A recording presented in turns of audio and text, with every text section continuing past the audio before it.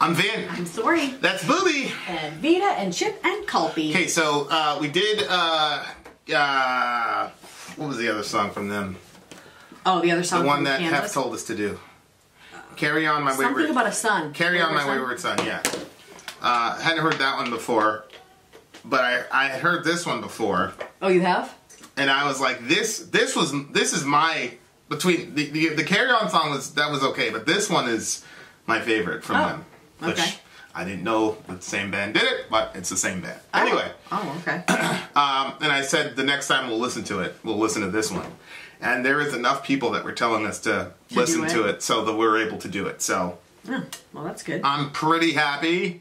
Pretty happy. We took a vacation, but we're back. It really wasn't a vacation, but... I'm like, I hate it when you call it that because it was just... We were still working the whole time. But people will be like, wow, these people are vacationing all the time. No, we're not. Circumstances. Circumstances. Yeah. Yeah. Okay. Okay, so Kansas, this is called Dust in the Wind. If you want to see more timely, topical, political commentary, check us out at Middle America, Vin and Sori. If you want to see this one and what life has been like behind the scenes, you can check it out. I'm about to upload a video. I gotta shoot one. It's just gonna be me in it. But I'm gonna let you know what happened to one of the Christmas presents one day after Christmas. Oh my gosh. Anyway, you can probably guess. Who and what. Yeah. All right. Let's do it. Dust in the Wind, Kansas. Let's make it happen. And go. Go!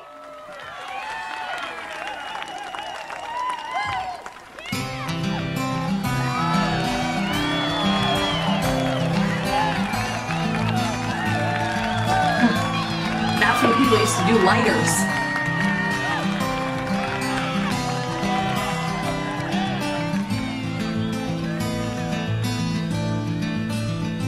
Well, I close my eyes only for a moment, and the moment's gone. All my dreams pass before my eyes, a curiosity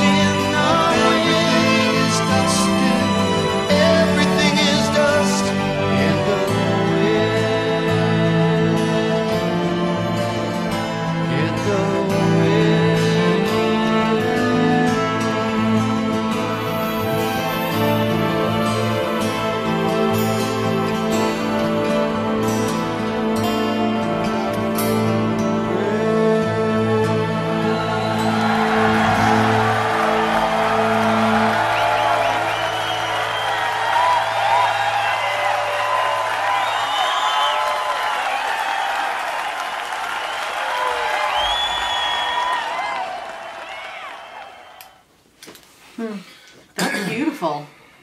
Isn't that an amazing song? Yeah, that's a really good one. Amazing song. Now, this is the unplugged version, so then there's a version that has like electric guitars and stuff in it? To be honest with you, that's the only version I've heard.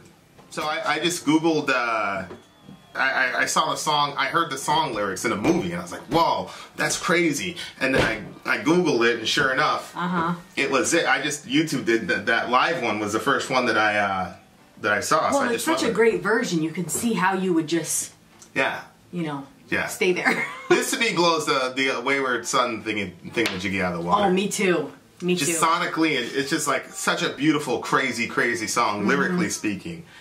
And it reminded me of that verse that says life is but a vapor, like we appear for a little time and then we passeth away, or something like that. Right. Because how life is. Right, the brevity of life. Yeah. But yeah, it's crazy to have I remember walking Dorian in as a baby, just holding him. And now he's, and I just remember the first time, it was a carrot or something, where he wouldn't eat it.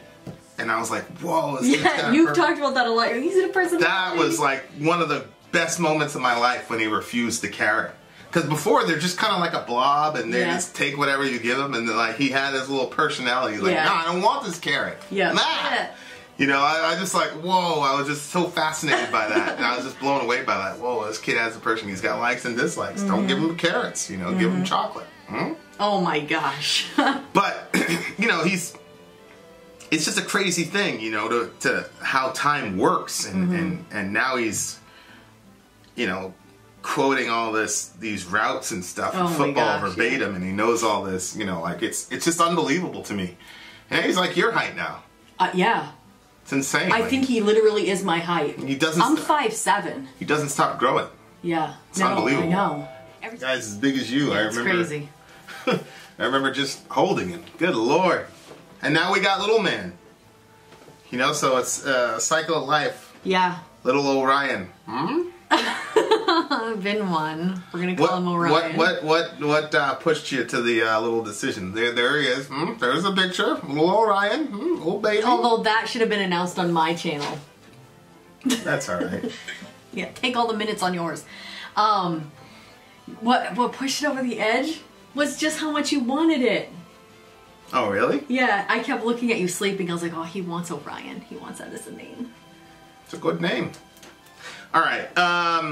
Although I shouldn't have told you, it was kind of fun watching you keep trying to nudge me. Yeah. But at the same time, I thought it would be exciting. But I've been calling him Orion. When I talk to him, when I talk to him in my head, when I pray for him, I always call him Orion. You do? Yeah.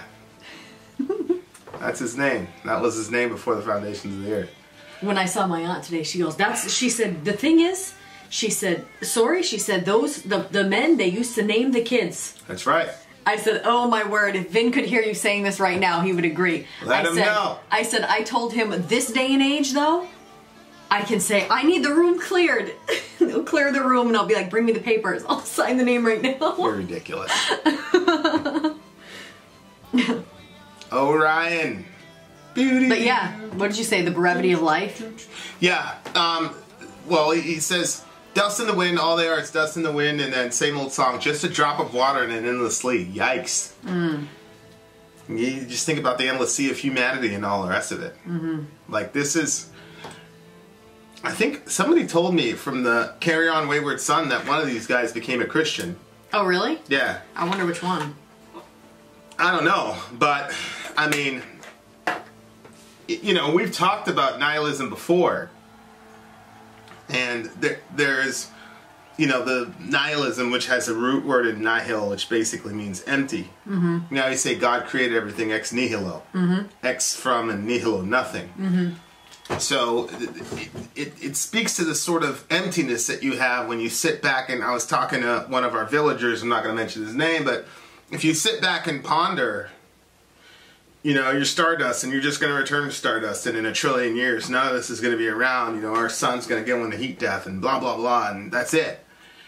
And, there was no purpose for why you were put here, and there's no purpose for why you will leave here. If you really sit and think about that, avoiding the concept of nihilism, I think, is extremely challenging. Which you know, that's where you get your atheist philosophers. A lot of them, like, you know, Bertrand Russell, who kind of wrestled around that concept. Right.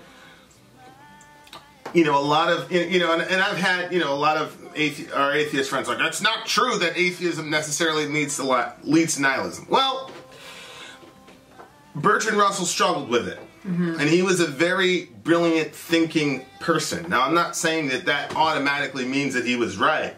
But we do have to say, well, wait a second. If these brilliant people struggled and fought against the idea, then there's something there. Right.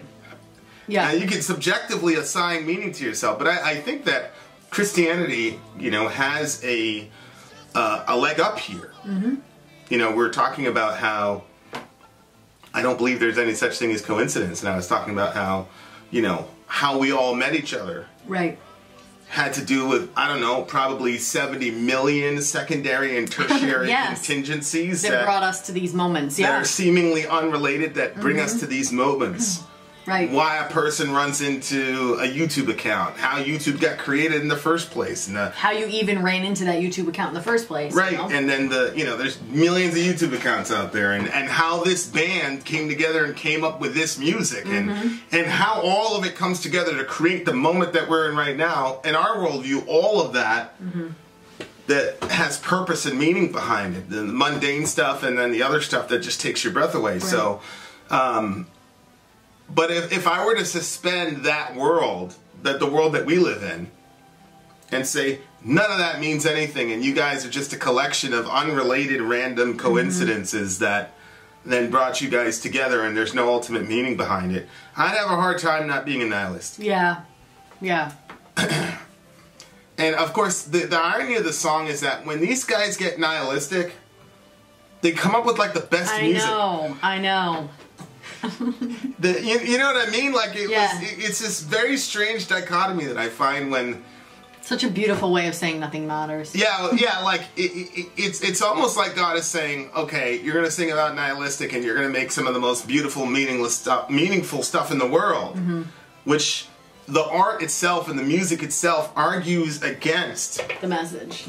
Because if you think about it, dust is a physical property, but the lyrics. And the sound and the what's being communicated are non-physical. So the concepts that he's communicating and the way that a sound wave affects your soul, these are a sound wave has extension in the physical universe, but what it does to you doesn't. Right. And the words that we form with our mouths have extension in a physical universe, but the concepts that they carry don't. Right. Those are metaphysical. Right. And so when you say that the only thing that's there is the physical world, the very articulation is a contradiction, because you're using metaphysics to say that there's only the physical. Right. Exactly. And I just think that, I think that's a happily self-defeating idea. I think it's one of those ideas where you should be glad to be wrong. You know, and that's one of the really curious, strange things about the Bible that I think that Jordan Peterson he always like circles around, where the Bible says very, very, very deep, significant things in very simplistic ways. So, you know, God created man in his own image, verse 20, Genesis 1:26, and then he says, be fruitful, multiply, fill the earth, and subdue it. So it's like, okay, so we know where our value, the locus of our value is. It's in God. So we know where the value is, but then what's our purpose? The purpose is to dominate the world, to exercise dominion together, to rule the world. Whatever your talents are, maximize it and be the best at it. Yep. Because that's your purpose, and that's the way that you image God on the planet.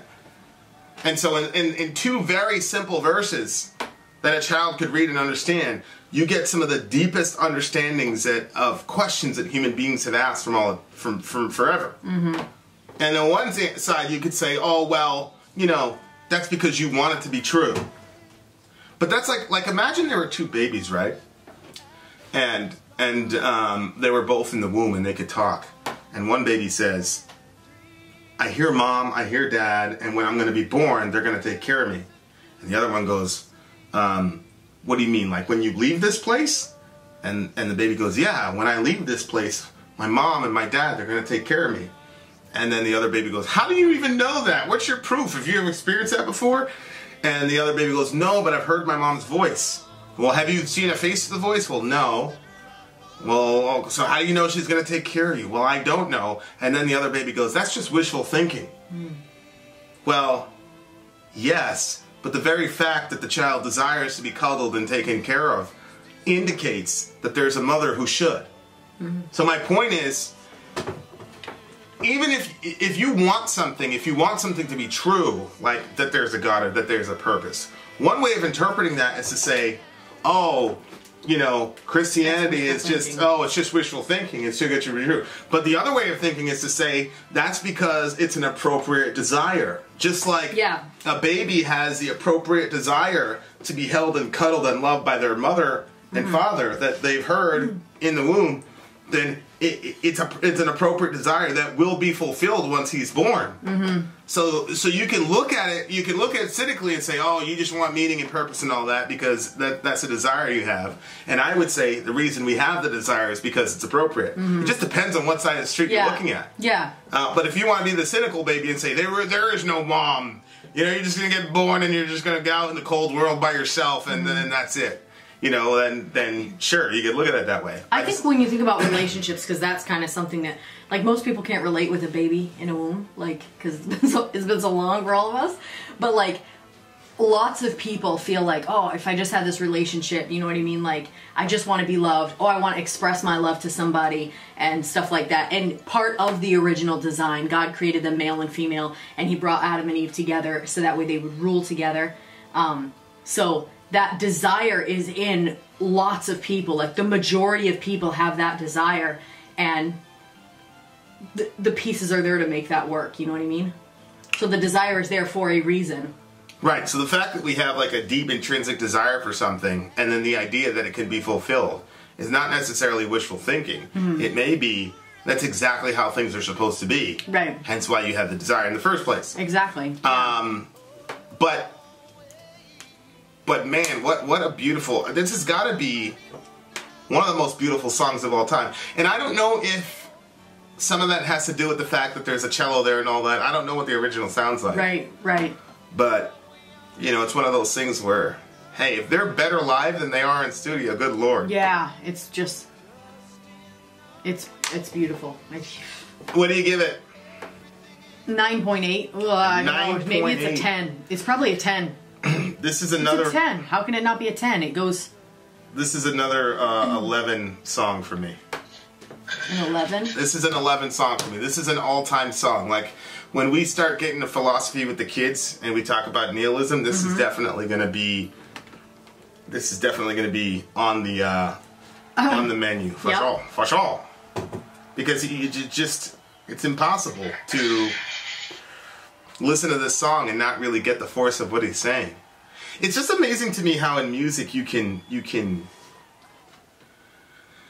communicate so many different thoughts and ideas and opinions and feelings in a way that, you know, it's unbelievable to me. But anyway, this is another 11 for me. I think I've done 3 11s so far. I know, yeah. 11 means it's timeless, it's good, it's got to be listened to. You can listen to it 18 times in a row. That's an 11. Alright, what did you give it? I gave it a 10. Good Lord. Vin out. Sori out. Gone. Will I close my